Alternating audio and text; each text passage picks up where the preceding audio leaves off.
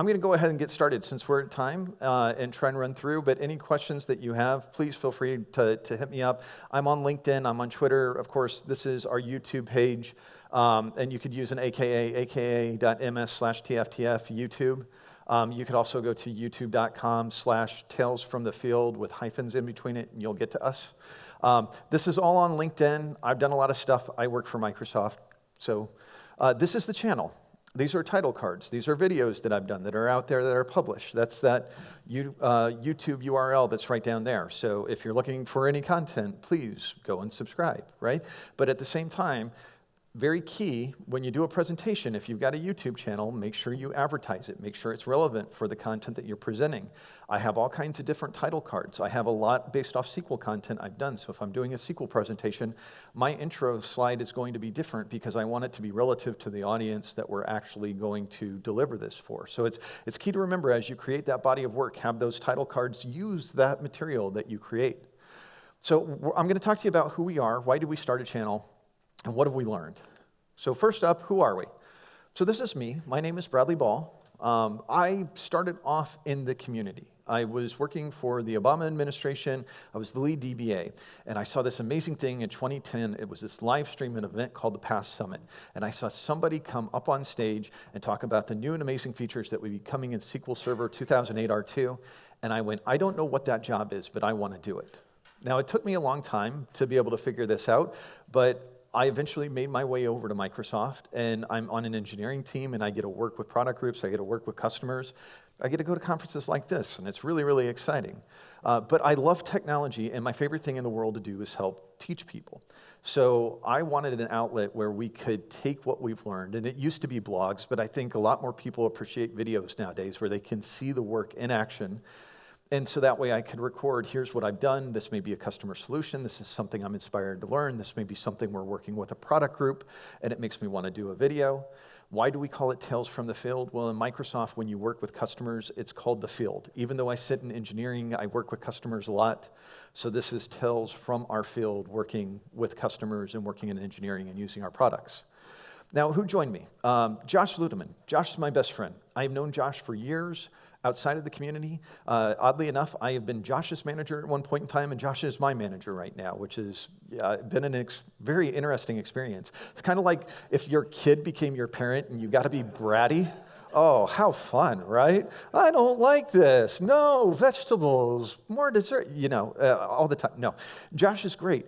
Josh does a lot of stuff behind the scenes, but he's also on our live shows. And this is Andreas Padilla and Niraj Jafari.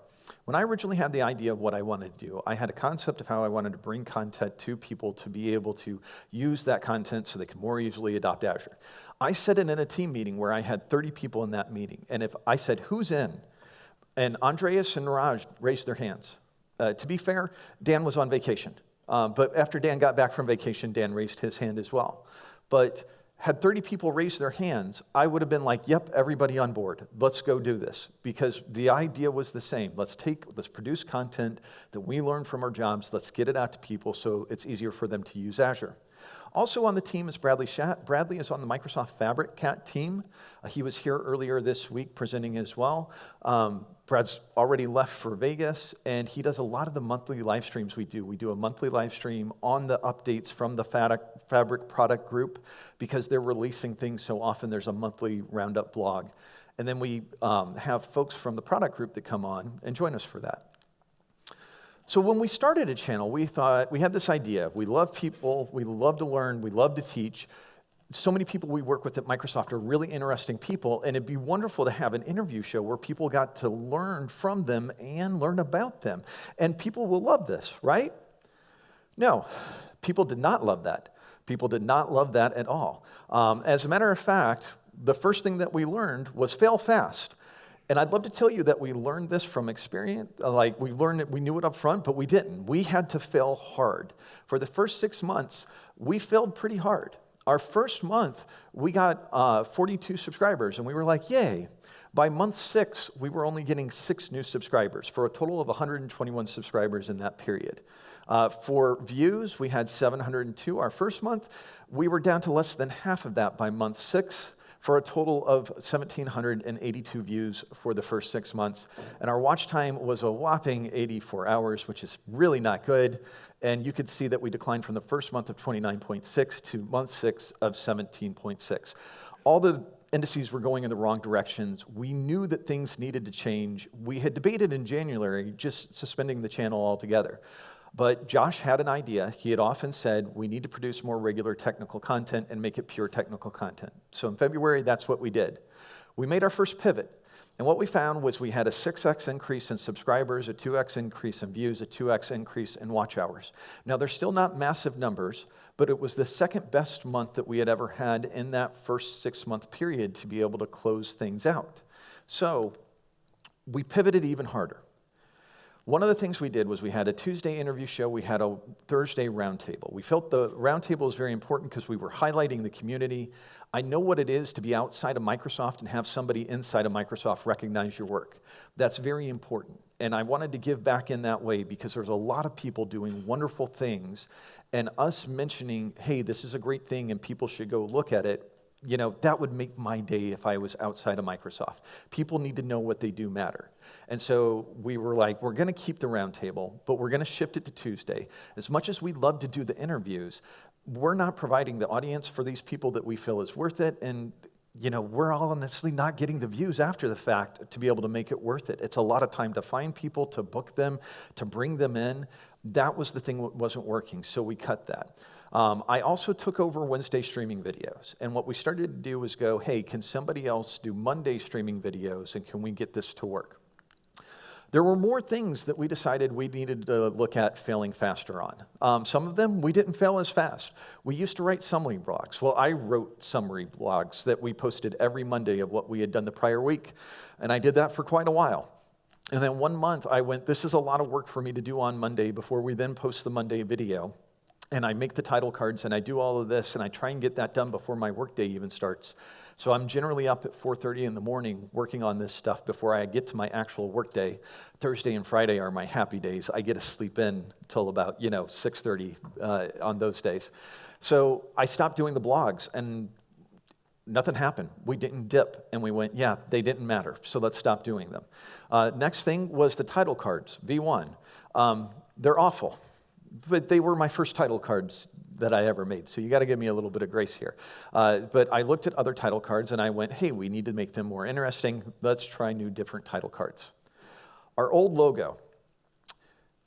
We got this logo created. Originally, we were going to make a YouTube channel back in 2019, but it was with myself, Brad, Josh, and Gareth Swanepoel. I love Gareth so much. Gareth passed away during COVID. And I wish we had made that channel. The original idea was we were going to call it the Data Mutiny because it would be all about self-service of data. When we came around, we came up with this name. We liked this name. We had a logo created. My wife is in marketing and licensing, and what I realized is I should have consulted the people in my life that actually know something about the field that I was going to get involved with. When I produced this, she said nothing, because she was like, he's going to have to learn the hard way and come to me. I went to an event, and the first thing that I got told, so I put this at a Microsoft booth for people to get, and there's a real nice guy named Stephen Rose. Stephen Rose is super big in the developer community. He's interviewed people all the way up to, movie stars and whatnot. And he took a look at this, at the Microsoft book, and he goes, whose crappy sticker is this? What is this even about? Why is this here? And I went, that's my crappy sticker. And he went, what are you, a farmer with a podcast? What is this about? Where's the call for action? What are you actually doing here? And he was right. He was right about every single bit of it. Now, granted, I want to make sure you realize Stephen's a really nice guy. The next year, we had something new for him to see, and I was very proud of. And he was immediately like, dude, I felt bad for a year, how I talked to you. I was like, you don't need to. It was great. I went home and I talked with my wife, and I said, help me understand what I should put together to meet with a graphic designer to be able to have something better put together. It was a good experience, but it was a failure. Title cards V2, also a failure. I put a lot of time into them, and while they were slightly better, they're very hard to read. And I talked to someone who worked in SEO, and that was the first input they had. You're spending a lot of time on this. I don't know what this is about, and sometimes I can't even read the text. Because while this is big on a screen, and you might be able to read this just fine, imagine this is on your phone, and it's very, very tiny as a thumbnail. Often when I produce something like this, I will upload it. I will go and look at it on my phone without my glasses and go, how does this look? Can I tell what this is? Can I read this language? Is this clear? When you look at search engine optimization on YouTube, your title, your description, and your title cards are actually 3 of the biggest things that you will get search results based off of, so you need those to be better. I edited all the videos, needed a style guide. We needed to set clear expectations. For a while, people were recording things and just throwing it over the fence at me, and there was no rhyme or reason, there was no order, we weren't following things correctly. I had to do all the editing work, and I just couldn't scale fast enough to do that. So it was a lot of work on me, and I went, look, you guys have got to learn how to video edit too. So what worked? Sticking to a regular schedule and cadence worked. When we looked at 2022, the technical recordings that we only had 2. The live streams we had were 26. We had 0 shorts. We'll get to shorts in a little while, I promise. But the 2023 content, we had 76 technical recordings. We had 63 live streams. That would be with 8 interviews. We're only going to do weekly live streams or live streams with product groups going forward, so that number will always be less than the technical content. And we did 93 shorts. So that's actually a massive amount of content to be able to produce in 1 year, and we found ourselves very, very busy. Diving into content, we had already planned. So if you are a presenter in the community and you have a slide deck and you have demos, you know what works, what gets an audience, you know what doesn't work. Take those things, and it's easy to make content out of it. But we also needed to learn to have a mind to be able to go, I just helped a customer with this issue. This is a quick demo I could write. This is something I could put together. This is a blog, but there's no video associated with this. I could make this a piece of content, and this would be good for customers to be able to identify. You have to have a mindset to be able to figure out what that content is that you're going to get, especially if you're producing regular content. So that way you can go, oh, here's something. How do I use this in more than one place so that way I'm not manufacturing effort every single time? The new logo. You all have stickers. If you didn't get stickers, there are stickers up here. I would appreciate it if you take one and, thank you, like, subscribe, all that good stuff. I was very proud of this. This is what came back with my wife's help, reaching out to the graphic designer. There's a clear message in here. There's a call to action. You can tell we're part of the Azure Data community. You can see that we're a YouTube show. And then we've got the channel address right there with Tales from the Field. Those are all important things that you want to make sure that you have within your logo, so that way it actually says something to someone when you hand it out to them. When I showed that to Stephen, Stephen was like, I love it. He goes, give me one. And he put it right in the middle of his laptop. I really appreciated that. Again, I needed that feedback because my wife wasn't giving it to me because she wanted me to follow that. And she was right. She was like, I know, farmer with a podcast. That was my first thought.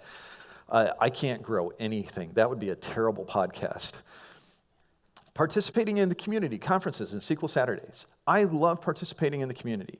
I found my first SQL Saturday in 2010, and I felt like I came home. These were my people. They had my issues. The things that I knew that they might not know, I could share and I could help further other people. I love that. I love that interaction. I love it today. So if you're doing those things, figure out, again, how do I leverage these items? If I've got a demo and it's a video, and why isn't it a presentation? And maybe that presentation will do well. And use all of those things and use that time very, very effectively. But if you are making videos for a community, participate in that community. I mean, simple sense, right? If I was doing a travel video series, travel blogs, I should be going to conferences where there are creators that are doing travel content, or I should find travel conferences and I should be a part of it.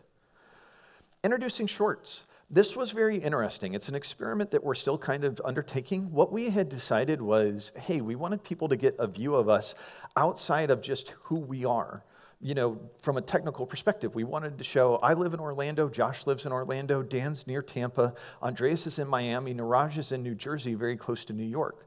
These are interesting places, and we do some fun, neat things. And one of the things we did was we started posting these shorts, and we got subscribers just from the shorts, but it also gave us an artistic outlet for us to be able to go, here's a little window into our lives so people can get to know us. All right, so title card, what worked? The regular content, diving into the content that we can already produce. Title card V3. These were the much better title cards that once I had met with somebody, I got their advice, I produced the title cards, reached back out, made sure that I had the right stuff in place. Thing two, producing content is hard. We had this pie-in-the-sky dream that everybody would be producing content like I was producing content, and that we would have this gluttony of content to be able to post as a backlog. That's not what happened. It's very difficult. Not everybody can do it.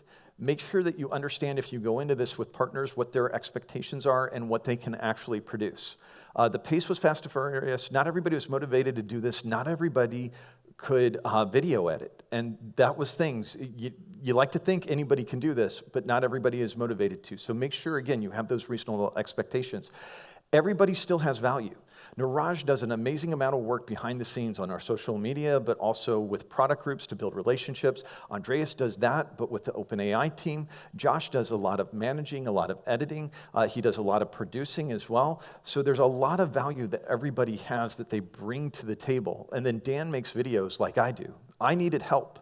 I was a bottleneck. I couldn't do those Monday videos and those Wednesday videos. When Dan joined and Dan could produce those, it was exactly what I needed. But I needed to find somebody that can match me up in that way.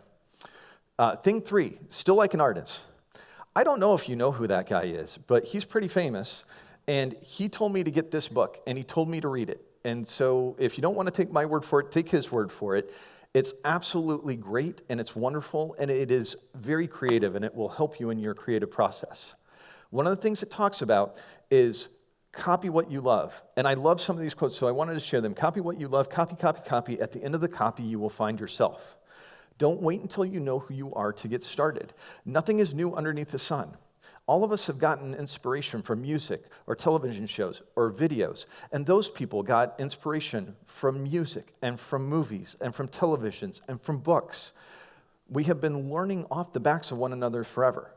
There's a good type of theft and a bad type of theft, and it's important to know the difference between those two. You want to honor, not degrade. Study, don't just skim. Steal from many people to be able to create something that's your own. Don't steal from just one person.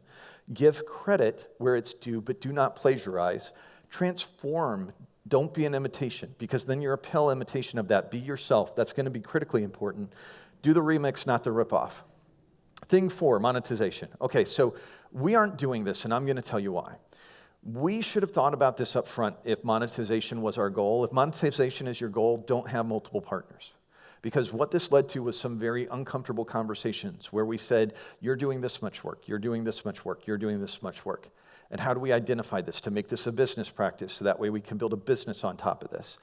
Those conversations got very uncomfortable. And after about week 3, I had some people contacting me on the side going, you know, man, I don't think I'm doing enough. I may just drop out of this. And when we hit that 3rd week meeting, I went in and I went, we need to stop this. I said the goal was that we were going to produce this and we were going to do it together. It may be cheesy, but it's a line from a movie. And I said, my goal is rather that we do this together than we get any type of financial success from this. We started this together. Everybody has been tremendously close working together over the last year and a half. I know about them, their kids. We take trips together. I wouldn't trade that for the world. So, the most important things, do what you love, have passion, don't let the hard times break you. They will. It's crazy the amount of little things that we've had come up just in this last year and a half, but also invest in you. It's a wonderful excuse to be able to build something new for yourself and invest in yourself. So let me share some results. This was our first 6 months. Not good, right? Well, we made that pivot. In our second months, we saw that we grew the subscribers, we grew the views by almost 10x, and the watch hours also by about 10x.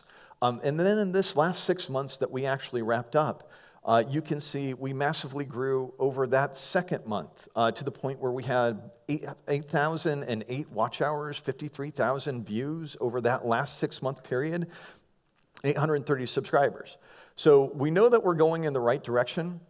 The key thing, again, monetization is not bad. I have no bones with anybody doing it. But you should understand up front if you want to do it, so that way you don't have to have those difficult conversations later.